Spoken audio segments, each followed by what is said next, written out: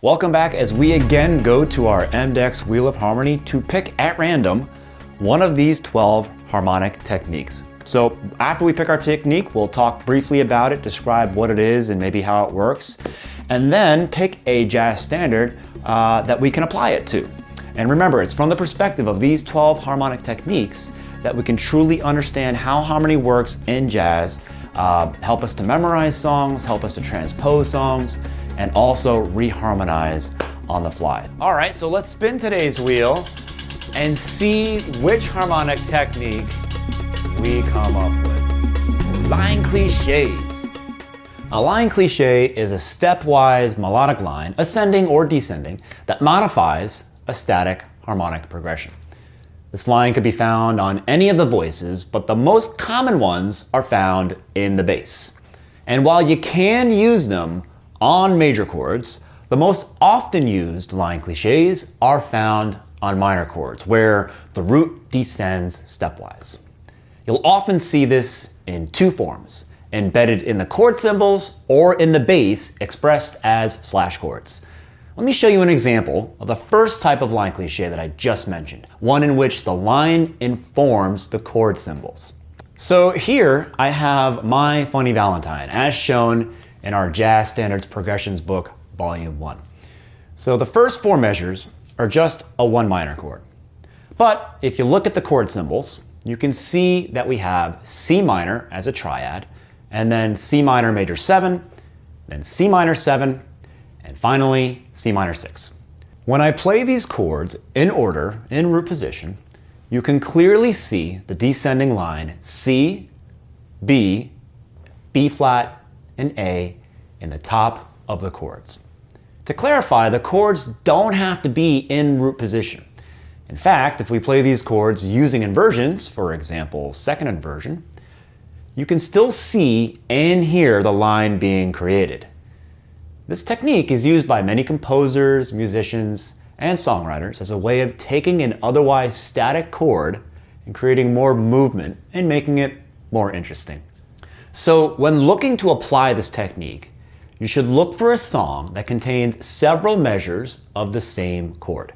So for example, in I Love Paris, also found in our Jazz Standards Progression book, I have two places where I see right away where we can use this technique, right in the first three measures of line 1 and also in the first two measures of line 2. And there are two ways of going about this. Let me show you. So in the first three bars, we just see this like static C minor 7 that's staying there the whole time and not really going anywhere or doing anything.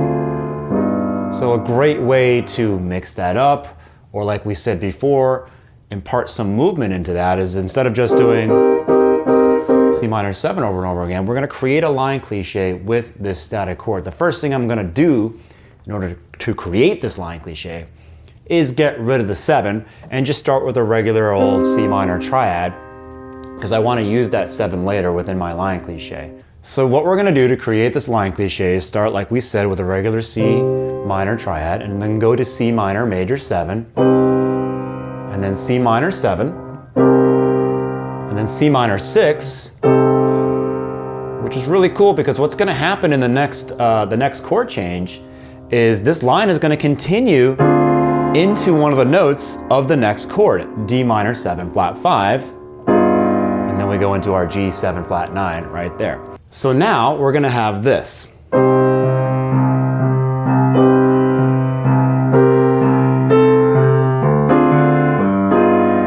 Which is a much more interesting take on these three bars than just...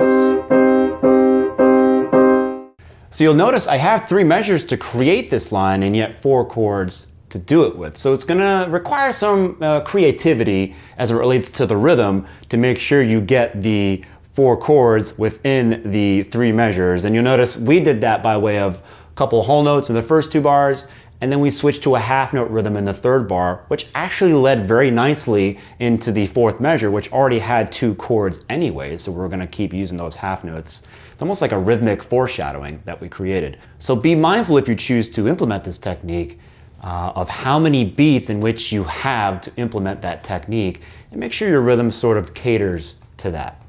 So as we mentioned before, the other way of implementing this line cliche technique is doing it in the bass. This would give us a bunch of slash chords, C minor over B, and so on and so on. So now you're gonna hear the line down in the bass on the left hand. This produces the same desired effect of introducing movement into an otherwise static sort of environment. So what we'll get is this.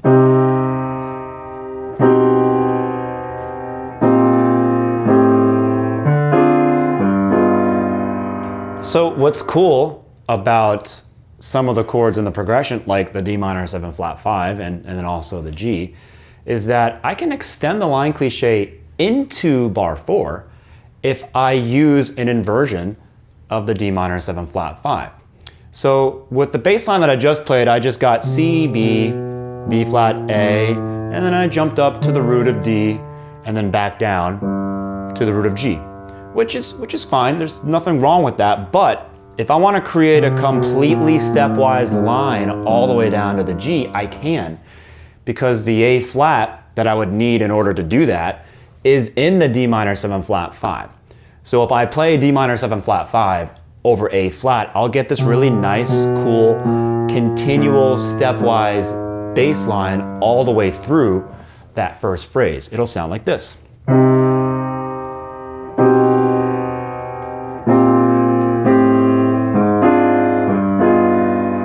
So now we have an opportunity to use a couple of techniques at the same time to further our intent of creating a line out of the bass.